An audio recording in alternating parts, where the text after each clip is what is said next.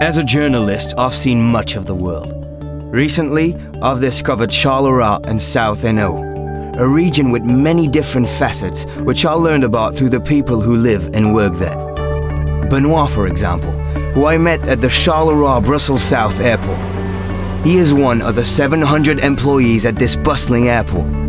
Last year, more than 4 million passengers passed through its terminals, connected to over 60 destinations in Africa and Europe. One such passenger is Julia, on her way to Ireland soon for a scientific conference. She works as a chemist at Biopark, a spin-off of the Free University of Brussels. The university established this lab at the site of Aéropole. This Belgian Silicon Valley is home to more than 160 cutting-edge companies in high-tech and biochemical industries. But Aéropole is not the only booming place in the region. Ask Ludo. As a lorry driver, he has a good view of the goods carried from this region to all corners of Europe, and he sees that the number of deliveries keeps going up. A region that produces so much is truly a beautiful sight. Ah, and there's Natalie. This charming florist is a Carolo in heart and soul.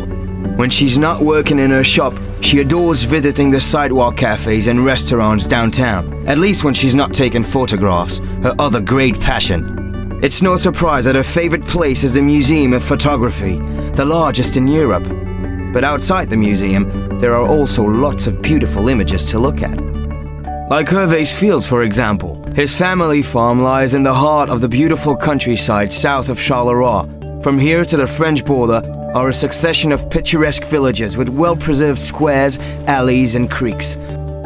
Some of them only 10 minutes from the city, which is why we often encounter city dwellers enjoying the fresh air of the countryside. Among these citizens is Chloe, a young accountant who comes often to relax at the Barrage de l'Odeur. During the holidays, she gives sailing lessons to tourists, but she also comes to stroll with a partner and their small son Anthony. He can stay there for hours watching the fishermen around the lake or looking at the cyclists and the hikers enjoying the outdoors.